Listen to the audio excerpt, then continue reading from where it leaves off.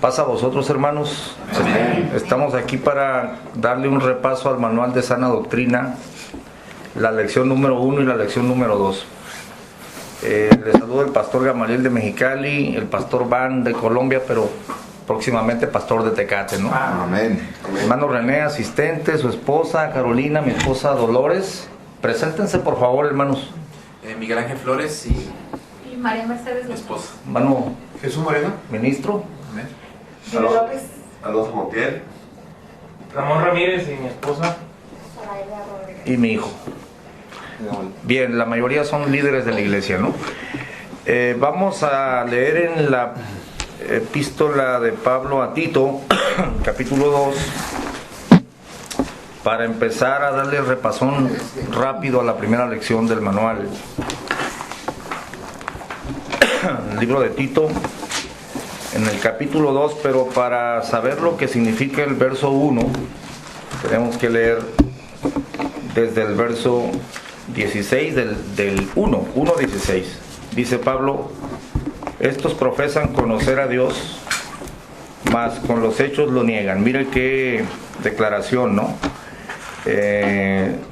Una profesión de yo conozco a Dios, pero mis hechos dicen lo contrario, siendo abominables y rebeldes, reprobados para toda buena obra.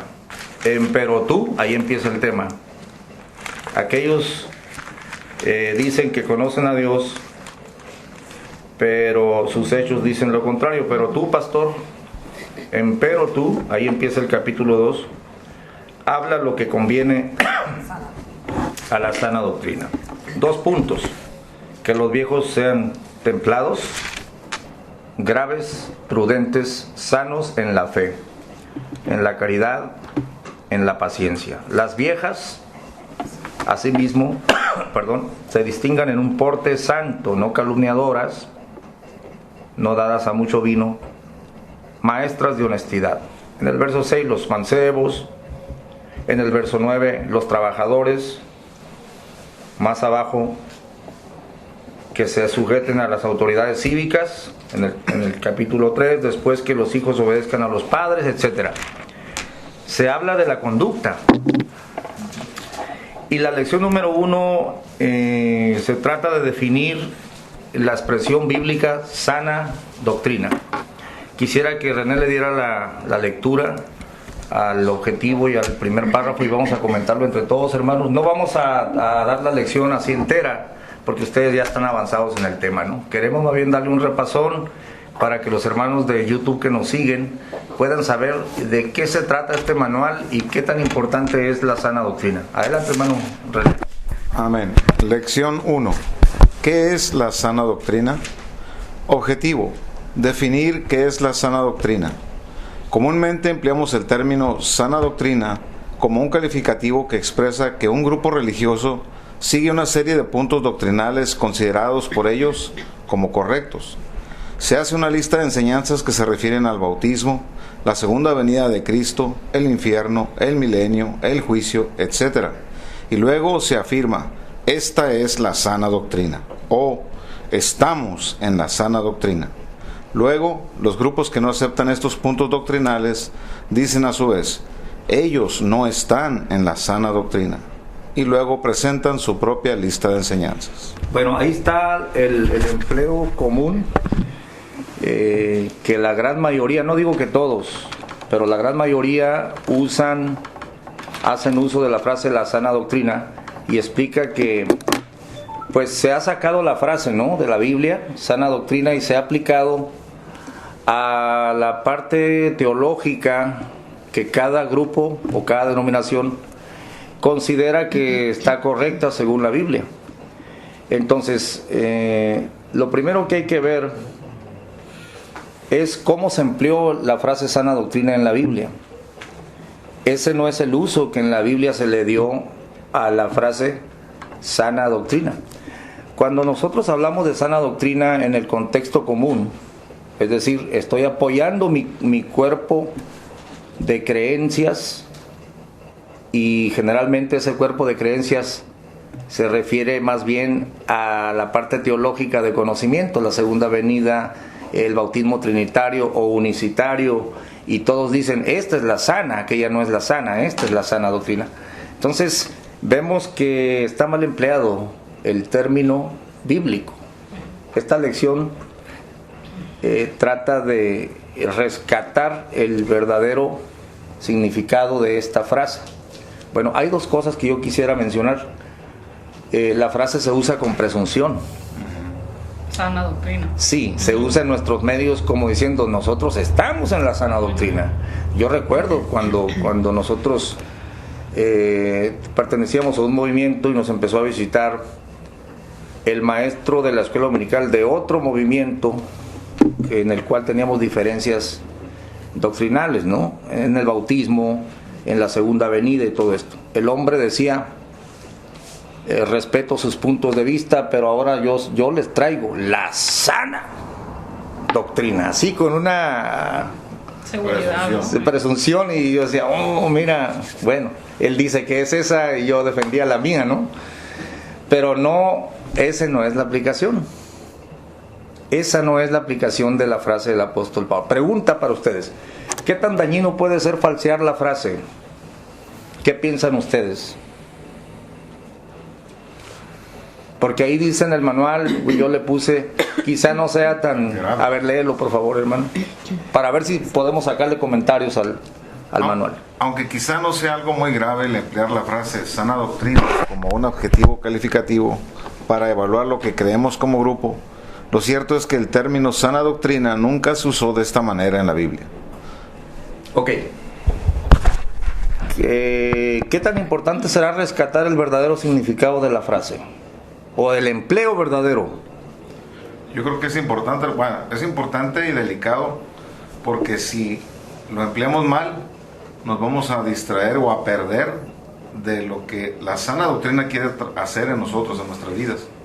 No es para contender, no es para decir yo soy más, tú menos, yo sé más, tú sabes menos, yo estoy en lo correcto y ustedes en lo falso. Es para que me ayude a mí a cumplir otro objetivo. Entonces yo digo que es importante y delicado entender o conocer el significado y la aplicación de términos sana doctrina. Muy bien, sí, porque en primer lugar, si usamos el término, promovemos una presunción infundada, porque Pablo no usó el término de esa manera. ¿Y por qué creen que no lo usó? Porque no había denominaciones.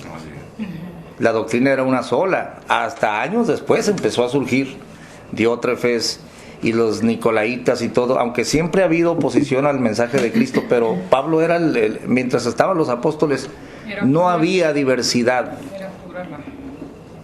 No había tanta diversidad como hoy. Entonces, estamos, hermanos, empleando el término, si lo seguimos empleando así, estamos hablando de algo falso. Pero lo más importante es que nos estamos perdiendo el objetivo real de la frase. La parte práctica. La parte práctica del Evangelio. No sé si hay alguna duda, alguna pregunta con esto. Sí, Un comentario, hermano. Hoy en la mañana me puse a investigar con mi esposa algunos videos sobre la defensa de la sana doctrina o la predicación de la sana doctrina, y es eso, hermano.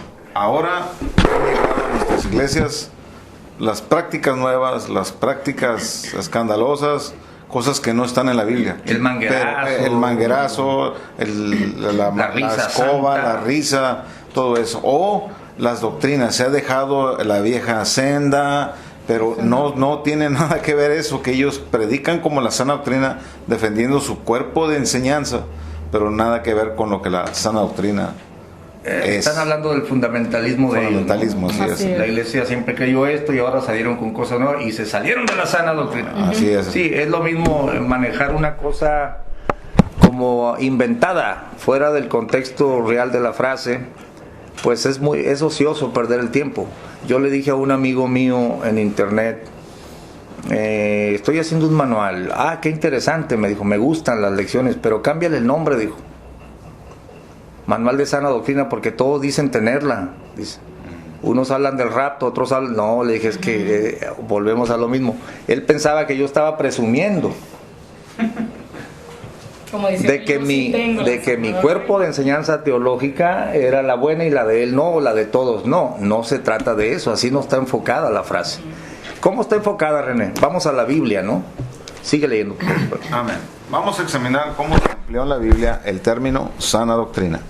Veremos lo que es en verdad la sana doctrina según las Escrituras. Definición del término sana doctrina. La sana doctrina, según la Biblia, es la manera correcta de comportarnos los unos con los otros. La sana doctrina se refiere a la conducta diaria del discípulo de Cristo.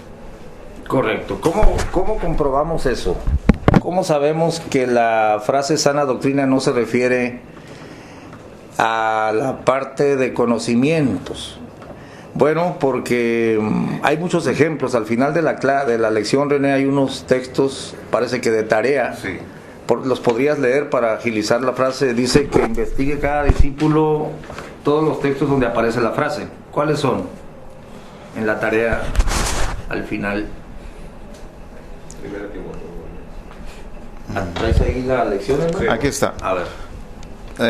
¿Lo digo yo? Sí, hermano. ya. Tarea: repetir las siguientes citas bíblicas a los discípulos para que estudien la frase sana doctrina en la Biblia. Es importante que quede en el video para que la gente que nos oye haga su propia investigación. Y la tarea es esta: ¿qué es la sana doctrina según estos pasajes? Primera de Timoteo 1:10. Léelos todos.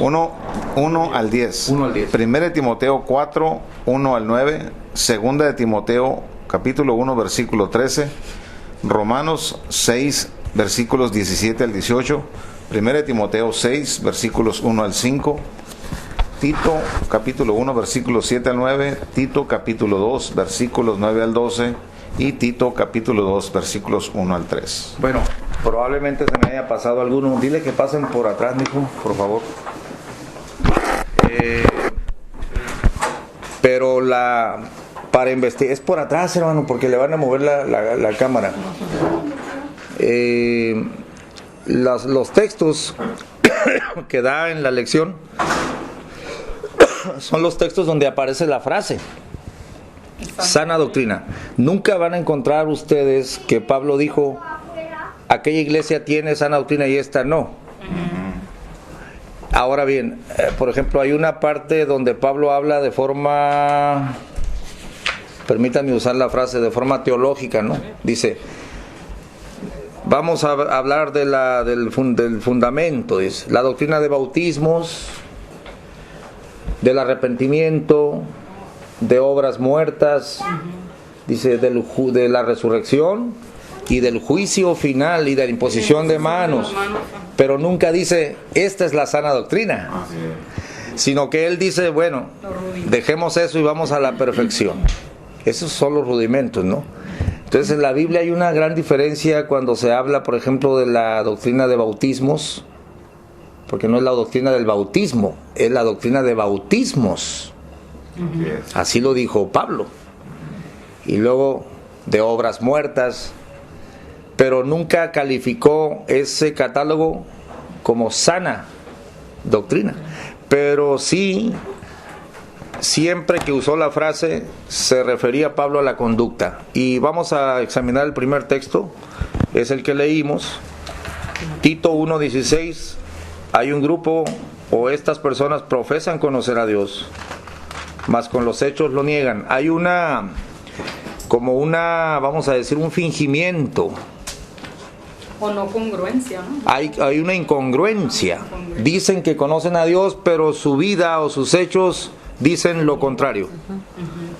Y luego dice, pues son abominables, son rebeldes, son reprobados para toda buena obra. Pero tú, Tito, habla lo que conviene a la sana doctrina y ya te da la lista: que los viejos sean templados, graves, prudentes, las mujeres mayores se distingan en un porte santo, que no sean calumniadoras, etcétera.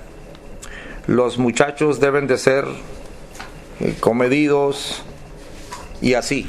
Siempre se habla de la conducta del discípulo de Cristo, en el sentido de sana, que quiere decir la doctrina higiénica o limpia. Vamos a leer en las versiones Tito 1:16, luego el El 2.1, a ver la versión Fuente Rabía, por favor. 1.16, Tito 1.16 dice, van haciendo profesión de conocer a Dios y lo van negando con sus obras. Son execrados por Dios, rebeldes e incapaces de hacer cosa buena. El siguiente también. 2.1 dice, pero tú enseña lo que está acorde con la sana doctrina. Los ancianos que sean moderados, dignos, discretos, íntegros y vigorosos en la fe, en la caridad, en la constancia. Las ancianas, de igual modo, que observen un porte religioso, como conviene a una profesión santa. Bueno, hasta ahí, hasta el 3. Es curioso la versión católica, ¿no? Religioso. Aquí dice un porte santo. Santo. Vamos a ver la Biblia de Jerusalén. Hermano. Ok. Así dice Epístola 1:16. Tito 1:16. Dice, profesan conocer a Dios, mas con sus obras le niegan. Son abominables y rebeldes e incapaces de toda obra buena. 1 al 2, hermano. Así es. Mas tú enseña lo que es conforme a la sana doctrina. Que los ancianos sean sobrios, dignos, sensatos, sanos en la fe, en la caridad, en la paciencia, en el sufrimiento. Que las ancianas asimismo sean en su porte, cual conviene a los santos. Bueno, hasta ahí. Ok, la última versión que tenemos por acá, Dios habla hoy. ¿Cómo dice? 1:16. Dicen conocer a Dios, pero con sus hechos lo niegan. Son odiosos y rebeldes, incapaces de ninguna buena obra. Lo que digas debe estar siempre de acuerdo con la sana enseñanza.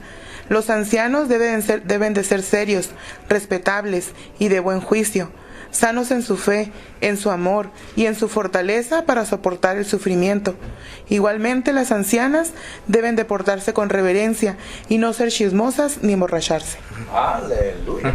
Ok, ¿a quién preguntaría o qué diría yo para decir que una persona no tiene la sana doctrina o no la está viviendo? Para poder decir, no tiene la sana doctrina, según lo que acabamos de leer. ¿Cómo lo juzgaría yo que él no está viviendo la sana doctrina, o no la conoce o no la tiene? Por su conducta. Por supuesto. Por supuesto. Sí. Inclusive, hermano, no solo la conducta de uno, yo creo que hasta la conducta del grupo, ¿no? De la congregación. Eso habla, si la tienen o la viven o no la viven, no la conocen. Ajá, exacto. Bueno, aclarando que no se trata tampoco de estar juzgando a la gente, Sí, así es. sino más bien definir qué es la sana doctrina, si la tengo o no la tengo yo mismo, ¿no? Y aquí tenemos el ejemplo. ¿Cuál es la característica del que no está viviendo la sana doctrina? Una apariencia. Profeso conocer a Dios, pero con mis hechos. Bueno, la persona que él le puede hablar del milenio y le puede hablar de la segunda venida y le puede hablar del post-tribulacionismo o del pretribulacionismo con un celo, del milenio o del no milenio, pero esos planteamientos bíblicos no dicen si tiene la sana doctrina. Porque de la salvación, ¿no, hermano? puede hablar de la salvación y decir que es por gracia y todo, pero sus hechos están negando lo que él dice. Entonces, no es sana en el sentido de que hay un espíritu de engaño. No está viviendo en verdad, en justicia, porque ahorita que desarrollemos el tema, vamos a ver que la nueva criatura dice, dejen el viejo hombre y vístanse el nuevo que es criado en justicia, en santidad y en verdad. O sea que el que no vive eso no tiene la sana doctrina, está enfermo, está contaminado con otra doctrina. ¿Cuál sería? La doctrina del mundo o la doctrina de la carne, ¿no? ¿Algún comentario, hermanos, para que vean la importancia de definir la frase? Lejos de corregir a los que la usan mal, sería más bien tomar la sana doctrina para nosotros y compartirla con otros. Si yo sigo como pastor, porque aquí le están diciendo a un pastor, Tito, hay un fingimiento, pero tú dedícate a esta parte de la enseñanza, a la conducta. Esto es lo que está de acuerdo a la sana enseñanza. Si yo no lo hago, porque René decía, bueno, no solo el individuo, sino el grupo. Bueno, cuando ya hablamos de un grupo, estamos hablando del líder, ¿verdad? A ver, hermano Van, ¿qué pasa cuando inflamos a la gente con conocimientos, pero en la sana doctrina no hacemos el énfasis debido? Porque ahorita vamos a ver qué énfasis debe ser el adecuado, ¿no? Creo, hermano, que es un aspecto muy peligroso en el Evangelio. El engañarnos con conocimiento, pero no tener detrás de nosotros una conducta que respalde, como aquel dicho que dice, tus palabras hablan tanto que lo que tú dices habla tanto, que lo que tú haces no me dejes escuchar. Entonces, por muchos años, cuando uno estudia un poco, se da cuenta que por muchos años este concepto de la sana doctrina ha estado, 1, olvidado, y 2, tal vez adrede, echado a un lado. Hoy en día la generalidad, lo que uno ve alrededor y lo que ha pasado en muchos años es que cuando se habla de sana doctrina se habla de el credo de una congregación específica. Me faltaba esa frase, el credo. El credo, pero no se habla o no se le enseña al creyente lo que es la conducta. Básicamente estamos en un peligro muy grande porque nos estamos, ¿cuál sería la palabra?, haciendo ver ante los demás como cristianos, pero en realidad no lo estamos siendo. Y si la persona llegase a morir y se presenta con una eternidad, y supongámoslo de alguna manera, se presenta delante del Señor, le dice, Señor, yo sabía homilética, hermenéutica, la teología, y hasta milagros. Y hasta milagros, amén. A ese punto quería llegar, hermano, ahora que lo tocó. Y el Señor le diga, bueno, ¿y tu conducta? Así. No, pero no, que la teología. No, pero es que era cómo te comportabas tú. Entonces, me llama mucho la atención precisamente ese verso en Mateo capítulo 7, donde dice, Señor, Señor, no hicimos milagros en tu nombre, no profetizamos, no hicimos esto y lo otro. Y el Señor de manera categórica le dice, nunca los conocí, hacedores de maldad. Es decir, que mientras hacían esto, en realidad eran unos hacedores de maldad. Entonces allí concuerda mucho con lo que usted dice, hermano, porque tenían todo el conocimiento, inclusive sobrenaturalidad, pero vamos a ver que lo que hacían en práctica era totalmente diferente. Y corresponde con lo que le dice el hermano Pablo al pastor. Le dice que se cuiden porque pueden estar fingiendo algo que en realidad no son. Sí, y es que, bueno, ahorita que avancemos en la clase, dice Pablo una frase curiosísima, ¿no? Dice, el amor sea sin fingimiento. Porque es fácil fingirlo. O sea, se puede hacer como lo que hace el virus en la computadora, hermano. Una máscara en realidad no es el archivo, pero te está engañando, ¿no? Es así se dice, ¿no? El virus hace otra cosa y tú piensas que te está engañando, ¿no? Entonces el amor sea sin fingimiento. Vamos a hablar de cómo se percibe esta parte de la enseñanza que dijéramos como que enfada al creyente. Ay, me van a decir que me porte bien. Otra vez la paciencia, otra vez el perdonar, otra vez el fruto del Espíritu. No son los frutos, sino el fruto del Espíritu. Entonces, ¿cómo se percibe? Yo no voy a decir que la iglesia en general no sabe de lo que estamos hablando. Sí está confundida la iglesia en el empleo de la frase, por culpa de nosotros los pastores, los predicadores, ¿no? Pero la iglesia sabe que debe ser humilde, que debe perdonar, que no debe de fingir. Que dice, hijitos, dice Juan, no améis de lengua. Todos esos conceptos ahí están. Pero ¿cómo lo percibe la iglesia? Dice, sí, ya sabemos. Se deja como una exhortación molesta. Así. No soportan. Ya sabemos, hermano. Claro, pues tenemos que ser como Cristo, pero pues está difícil, ¿no? Entonces, pero si así lo vemos todos, porque alguna vez hemos oído que debemos cambiar. Escuche bien. ¿Sabe cuál es el problema?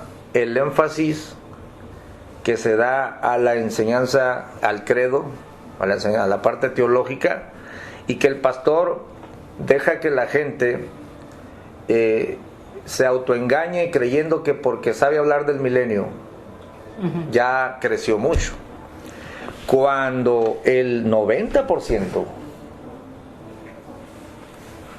en la Biblia es sana doctrina. La conducta.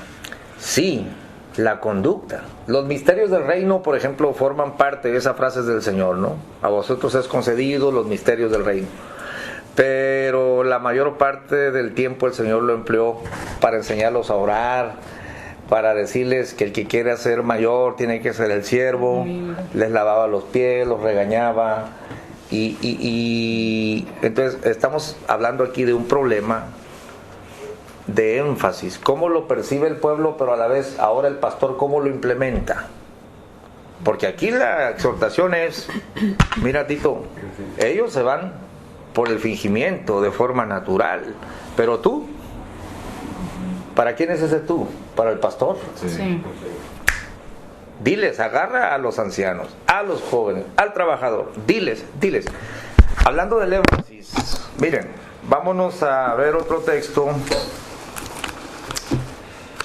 Está en la segunda de Timoteo, capítulo 4, ahí está una hoja antes.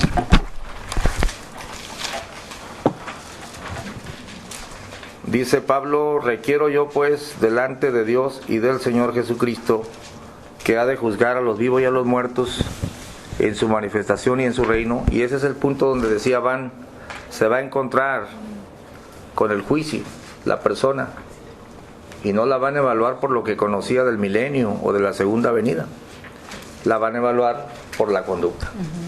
Entonces, por eso, en vista de este juicio, requiero, otra versión dice, te mando que prediques la palabra.